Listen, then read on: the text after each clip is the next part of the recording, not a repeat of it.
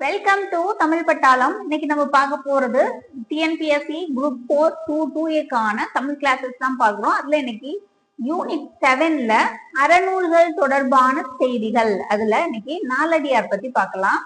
நாலடியார் பத்தின முழு தொகுப்புமே என்ன பண்ணியாச்சு, நம்ம எடுத்தாச்சு. ஸோ அது மட்டும் என்ன பண்ணிடலாம், ரிவிஷன் பண்ணாவே நம்மளுக்கு போதும். நாலடியார் பத்தி ஃபர்ஸ்ட் அது பார்த்துக்கலாம், அதுக்கப்புறம் ஸ்கூல் புக்ல இருக்கிறத பார்த்துக்கலாம். நாலடியார் அப்படிங்கிறது திருக்குறளுக்கு அடுத்த நிலையில வைத்து போற்றப்படக்கூடிய ஒரு நூல் தான் என்னது, நாலடியார் அப்படின்னு சொல்றாங்க. இது நாலடி வெண்பாக்கள் அப்படின்னு சொல்லிட்டு நிறைய நூல்கள் இருக்கிறதுனால என்னுடைய சிறப்பு கருதி இது நாலடி அப்படின்னு சொல்லிட்டு இந்த 4 அடிகள் மற்றும் இருக்கிறத வச்சு நம்ம என்ன பண்ணிருவோம், நாலடின்னு சொல்லுவோம் அப்படின்னு சொல்லியிருக்காங்க. ஆனா அந்த ஆர் அப்படிங்கிற விகுதி பெற்று என்ன ஆகுது அப்படின்னா நாலடியார் அப்படின்னு சொல்லிட்டு வழங்கப்படுது. இது ஏன் அப்படின்னா இந்த 4 அடிகள் இருக்கும், அதுல டோட்டலா எத்தனை இருக்கும் அப்படின்னா 400 வெண்பாக்கள் இருக்கிறனால இது என்னன்னு சொல்றாங்க, சிறப்பா 4 அடி 400 அப்படின்னு சொல்லிட்டு சிறப்பா குறிப்பிடுறாங்க. முக்கியமா நிறைய தடவை கேட்கக்கூடியது வேளாண் வேதம் என அழைக்கப்படக்கூடிய நூல் எது அப்படின்னு கேட்பாங்க. நாலடியார் தான். 4 அடி 400 வேளாண் வேதம் அப்படின்லாம் சொல்லிட்டு நாலடியாருக்கு சிறப்புகள் இருக்கு. இந்த நூல் ஒருவரால மட்டும் இயற்றப்பட்டதா அப்படின்னா கிடையாது. நாலடியார் ஒருவரால மட்டும் என்ன பண்ணல, இயற்றப்படல. இது ஒருவரால மட்டும் என்ன படல, இயற்றப்படல அப்படின்னு சொல்லியிருக்காங்க. பலர் இயற்றி இருப்பாங்க. ஆனா இதை தொகுத்தவங்க யாரு அப்படின்னா சமண முனிவர்கள். சமண முனிவர்கள் பலர் இயற்றிய 8000 வெண்பாக்களில் இருந்து ஒரு தொகுத்து எடுத்த ஒரு 400 வெண்பாக்கள் கொண்ட நூல் தான் என்னது, இந்த 4 அடி 400 அப்படின்னு சொல்லியிருக்காங்க. நம்மளுக்கு தெரியும் 17 மேல் கணக்கு கீழ்கணக்கு நூல்கள் அப்படிங்கிறப்போ, மேல் கணக்கு அப்படின்னா 8 தொகை 10 பாட்டு சொல்லுவோம். கீழ்கணக்கு நூல்கள் மோஸ்ட்லி எல்லாமே என்ன இருக்கும், அறநூல்களா தான் இருக்கும். இந்த அறநூல்கள்ல முக்கியமான ஒரு தான் என்னது, நாலடியார்.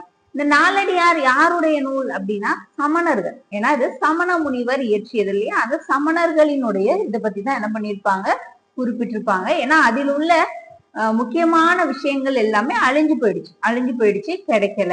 அதனுடைய ஒரு பெருந்தொகுதியில இருக்கக்கூடிய ஒரு சின்ன பகுதி அப்படின்ற மாதிரி இந்த நாலடியார் நம்மளுக்கு கிடைச்சிருக்கு, அது பார்க்கப்படுது. இந்த திருக்குறள் அடுத்தபடியா ஏன் இந்த நூல் போற்றப்படுது, ஏன்னா திருக்குறள் எப்படி 3 பாலா பிரிச்சிருப்பாங்களோ, இயல்களா பிரிச்சிருப்பாங்களோ, அதிகாரங்களா பிரிச்சிருக்காங்களோ, அதே மாதிரியே இதை என்ன பண்ணிருப்பாங்க, முப்பாலாகவும் இயல்களாகவும் அதிகாரங்களாகவும் பிரிச்சிருக்கனால இது திருக்குறளுக்கு அடுத்த நிலையில என்ன பண்றாங்க, சொல்லியிருக்காங்க. இதுல 13 எத்தனை அதிகாரங்கள் இருக்கு அப்படின்னா 40 இருக்கும். 40 இருக்கும் டோட்டலா. 13 24 3 அதிகாரங்கள் அப்படி சொல்லிட்டு 40 அதிகாரங்கள் என்ன பண்ணிருப்பாங்க, கொடுத்திருப்பாங்க. 40 அதிகாரங்கள் 12 இயல்கள் இருக்கும். 12 இயல்கள் இருக்கும். இப்ப அறத்துப்பால்ல 2 இயல் இருக்கு. துறவரவியல் இல்லறவியல் அப்படின்னு சொல்லிட்டு 2 இயல்கள் 13 அதிகாரங்கள் இருக்கு. பொருட்பால் அப்படின்னா அரசியல், நட்பியல், இன்பவியல், துன்பவியல், பொது இயல், பகை, பல்நெறியியல் அப்படின்னு சொல்லிட்டு 7 இயல்கள் இருக்கு. 24 அதிகாரங்கள் இதுல பொருட்பால்ல. காமத்துப்பால்ல 2 இயல்கள் இருக்கும். இன்ப துன்ப இயல், இன்ப இயல் அப்படின்னு சொல்லிட்டு 2 இயல்கள் இருக்கும். இது எத்தனை அதிகாரங்கள் இருக்கு, 3 அதிகாரங்கள் இருக்கு. 13 24 3 அதிகாரங்களா 40 அதிகாரங்கள் என்ன பண்ணிருப்பாங்க, இதுல கொடுத்திருப்பாங்க. ஒரு இயல். அறத்துப்பால்ல 2 இயல்கள், பொருட்பால்ல 7 இயல்கள், காமத்துப்பால் இன்பத்துப்பால்ல என்ன இருக்குது, நம்மளுக்கு 2 இயல்கள் அப்படின்னு சொல்லிட்டு என்ன பண்ணிருப்பாங்க, கொடுத்திருக்காங்க. நாலடியாரில் சமண சமயத்திற்கு உரிய நிறைய விஷயங்கள் சொல்லியிருக்காங்க. சமண சமயம் அவங்க என்னென்ன விஷயங்கள் பின்பற்றிருப்பாங்க அப்படிங்கிறது இருக்கும். அதுல நம்மளுக்கு இந்த செல்வம் நிலையில்லாமை பத்தி சொல்லியிருக்கிறாங்க. அதுல எது நிலையில்லை, செல்வம், இளமை, யாக்கை, உடம்பு இது 3மே அழியக்கூடியது. செல்வம் அழியக்கூடியதுதான், நிரந்தரம் இல்லாதது. இளமை அழியக்கூடியது, நிரந்தரம் இல்லாதது. உடம்பும் அழியக்கூடியது, நிலை இல்லாதது. அப்படிங்கிறதுனால இந்த அழகிய உவமைகள் வாயிலாக இந்த நூல் சிறப்பா கூறப்படுது. நிலையாமையை பத்தி சொல்லக்கூடியது. அது இந்த 3 விஷயத்தை பத்தி சொல்லுது. அதுல ஒரு பாடல் நம்மளுக்கு, இளமையின் கழிவினுக்கும் பயன் தரும் மரங்களிலிருந்து கனிகள் உதிர்வதனை உவமையாக்குகிறது ஒரு செய்யுள். பனிபடு சோலை பாருங்க, பனிபடு சோலை பயன்மரம் எல்லாம் கனி உதிர்ந்து வீழ்ந்தற்று இளமை அப்படின்னு சொல்லியிருக்காங்க. இப்படி ஒரு இளமை அப்படின்றப்போ நம்மளுக்கு எல்லாமே என்னது ஃப்ரெஷ் தான். கண்ணு, கை எல்லாமே நம்மளுக்கு என்ன பண்ணிருப்போம் அப்படின்னா இளமையில இருக்கிறதுக்கு முதுமையில இருக்கிறதுக்கும் நம்மளுக்கு டிஃபரன்ஸ் வந்து தெரியும். முதுமையாக என்ன ஆகும் அப்படின்னா முடிவு வந்து நரைக்க ஆரம்பிச்சிடும், கண்ணு வந்து மங்களா போயிடும்.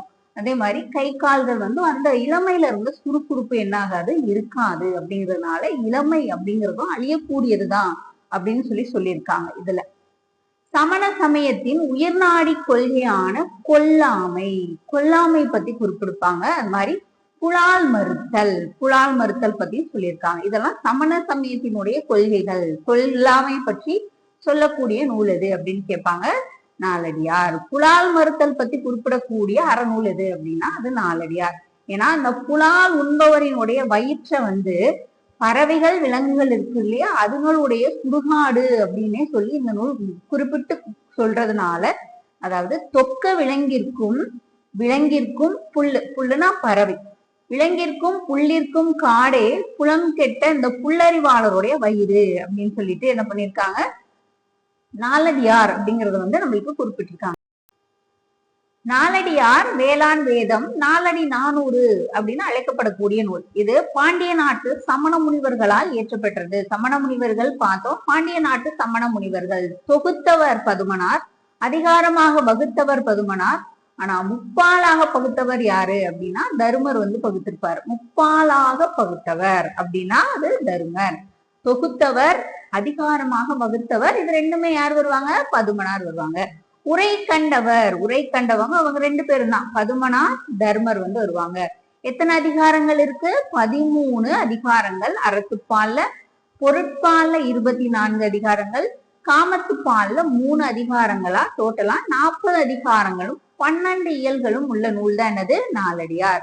இதுல ஃபர்ஸ்ட் இருக்கக்கூடியது எது அப்படின்னா துறவரவியல். துறவரவியல் தான் முதல்ல இருக்கு நாலடியார்ல. 14 கீழ்கணக்கு நூல்கள்ல உள்ள ஒரே தொகை நூல் அப்படின்னா நாலடியார் பார்க்கப்படுது. இது முத்தரையர் பற்றி குறிப்பிடும் நூல். முத்தரையர் பற்றி குறிப்பிடும் நூல் எது அப்படின்னு கேட்பாங்க, நாலடியார். கீழ்கணக்கு நூல்களில் திருக்குறளுக்கு அடுத்தபடியாக புகழ் பெற்ற நூல் நாலடியார். ஆளும் வேலும் பல்லுக்கு உறுதி, 4ம் 2ம் சொல்லுக்கு உறுதி. இப்ப 4 அப்படின்னா நாலடியார், 2 அப்படிங்கிறது திருக்குறள். திருக்குறளுக்கு அடுத்தபடியா இருக்கக்கூடியது நாலடியார்.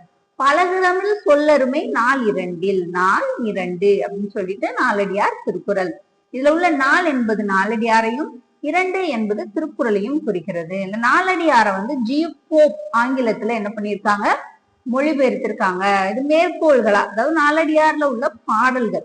குஞ்சி அழகும் கொடுத்தானை கோட்டழகும் மஞ்சள் அழகும் அழகல்ல, என்ன அழகுன்னு சொல்லுது, கல்வி அழகே அழகு அப்படின்னு சொல்லியிருக்கு. கல்வி கரையில கற்பவர் நாள் சில, கல்வி கரையில கற்பவர் நாள் சில. அதே மாதிரி ஆராய்ந்து அமைவுடையன கற்பவே நீரொழிய பாலும் குறுகின் தெரிந்து அப்படின்னு சொல்லியிருக்காங்க. ஆராய்ஞ்சு அமைவுடைய கற்பவை. எப்படி ஒரு அன்னப்பறவையானது பால்ல தண்ணி பால் கலந்து வைக்கும் போது அந்த பாலை மட்டும் தனியா பிரிச்சிருது இல்லையா, அதே மாதிரி எவ்வளவோ விஷயங்கள் இருந்தாலும் நம்ம நல்ல விஷயங்களை மட்டும்தான் என்ன பண்ணணும், தேடி கண்டுபிடிச்சு அதை வந்து கற்கணும் அப்படின்னு சொல்லிட்டு ஆராய்ஞ்சு அமைவுடையணும் அப்படி சொல்லியிருக்காங்க. பெரியார் கேண்மை பிறை போல நாளும் வரிசை வரிசையாக நந்தும்னா நிலவு, வரிசையால் வானூர் மதியம் போல் வைகளும் தேயுமே தானே சிறியார் தொடர்பு. ஒரு பெரியவங்கள், கற்றோர்கள், சிறப்படைந்தவர்கள், சான்றோர்கள் இவங்க கிட்ட நீங்க பழகுனீங்கன்னா அது வந்து என்ன ஆகுது அப்படின்னா வளர்பிறை மாதிரி வளர்ந்துட்டே போகும். இல்ல சிறியவர்கள்ட்ட நீங்க பழகுனீங்க அப்படிங்கிறப்போ சின்ன சிறியவரினுடைய தொடர்பு எப்படி இருக்கும் அப்படின்றப்போ அது என்ன ஆகுது, தேய்பிறை போல எப்பொழுதும் தேஞ்சுக்கிட்டே போகும் அப்படின்னு சொல்லிட்டு என்ன பண்ணியிருக்காங்க. நாலடியார்கள்ல நம்ம நாலடியார் அப்படிங்கிறப்போ நம்மளுக்கு இந்த மேற்கோள்கள் பிளஸ் வந்து அதுல இருக்கக்கூடிய நூல்கள் இதெல்லாமே என்ன பண்ணிருக்கணும், தெரிஞ்சிருக்கணும். அதுக்கப்புறம் நம்ம என்ன பண்ணிடலாம், புக்ஸ்ல இருக்கிறதையும் பார்த்துக்கலாம். நாய்க்கால் சிறுவிரல் நன்கறியர் ஆயினும் ஈக்கால் துணையும் உதவாதார் நட்பெண்ணாம் செய்தானும் சென்று கொழல் வேண்டும் செய்விளைக்கும் வாய்க்கால் அணையார் தொடர்பு. நாலடியார் சமண முனிவர். எப்படி ஒரு நாயின் கால் எப்படி இருக்கும், பக்கத்துல இருக்கும், ஆனா அது மாதிரிதான் சிலர் நம்மளோட என்ன பண்ணிருப்பாங்க அப்படின்னா ரொம்ப நெருக்கமா இருப்பாங்க, பாக்குறதுக்கு ரொம்ப ஏதோ நம்ம கூட ரொம்ப அக்கறை இருக்கிற மாதிரி வச்சு நடிச்சுட்டு தான் இருப்பாங்களே தவிர அவங்க ஈயன் காலு கூட உதவ மாட்டாங்க. அப்படிப்பட்டவங்க நம்ம கூட இருந்தா என்ன ஆகுதுன்னா நம்மளுக்கு தான் அது துன்பம், நம்மளுக்கு தான் அது நஷ்டம். அவங்க இருக்கிறனால நம்மளுக்கு ஒரு பயனும் கிடையாது. ஆனா எப்படி ஒரு வாய்க்கால் வந்து தொலைவுல இருக்கக்கூடிய நீரை வந்து நம்ம கிட்ட கொண்டு வந்து சேர்க்கும், அந்த நீரானது வயலுக்கு பாய்ச்சி உதவவும் செய்யும். அந்த மாதிரி வாய்க்காலினுடைய உதவுற மாதிரி தூரமா சில மனிதர்கள் நம்மளுக்கு இருப்பாங்க, அவங்க தெரிவாங்க. அப்படிப்பட்டவங்க எவ்வளவு தொலைவுல இருந்தாலும் நம்ம என்ன பண்ணணும், அவங்கள தேடி கண்டுபிடிச்சு அவங்கள நட்பாக்கிக்கணும்.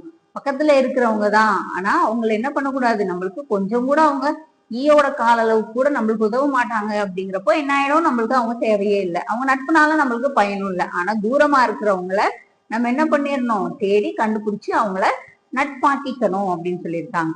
நாய்க்கால் நாயின் கால், ஈகால் ஈயின் கால், நன்கணியர், நன்கு கூட்டல் அணியர். அணியர் அப்படின்னா பக்கத்துல நெருங்கி இருப்பவர்.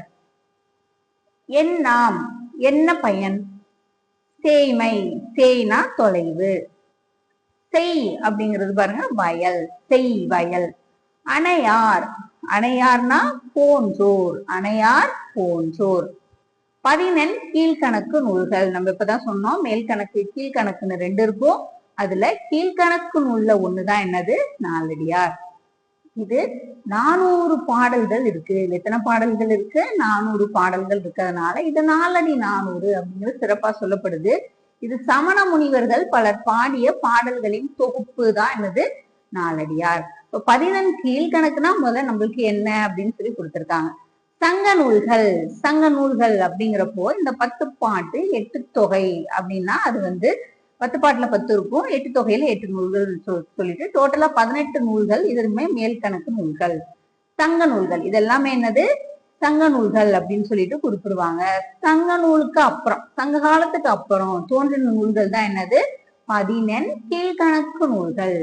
இதுலயும் 18 இருக்கும், 18 இருக்கும். அந்த 18ல இருந்து தான் நம்மளுக்கு என்ன பண்ணிருக்காங்க, இந்த நாலடியார் நம்மளுக்கு சிறப்பா அறநூல்கள்ல பார்க்கப்படுது. 14னா என்னன்னு கேட்பாங்க, 18. இந்நூல்களை கீழ்கணக்கு நூல்கள் அப்படின்னு சொல்றாங்க. இந்த 14 கீழ்கணக்கு நூல்கள் எல்லாமே பெரும்பாலும் எப்படி இருக்கும் அப்படின்னா அறநூல்களா தான் இருக்கும் அப்படின்னு சொல்லிட்டு என்ன பண்ணிருக்காங்க, குறிப்பிட்டிருக்காங்க. நம்ம அறநூல்கள் அப்படின்னு சொல்லிட்டு இந்த யூனிட் 7ல இருக்கக்கூடிய டாபிக்ஸ் எல்லாமே என்ன பண்ணிட்டு வந்துட்டு இருக்கோம், ரெகுலரா கிளாஸஸ் வந்து நீங்க வாட்ச் பண்ணிட்டே வாங்க. உங்களுக்கு எக்ஸாம் போற வரைக்கும் இது யூஸ்ஃபுல்லா இருக்கும். டெலிகிராம்ல நான் டெஸ்ட் கொஸ்டின் அனுப்புவேன், அதையும் அட்டன் பண்ணி உங்க மார்க்ஸ்க்கான ஸ்கோர் வந்து சொல்லிட்டே இருங்க.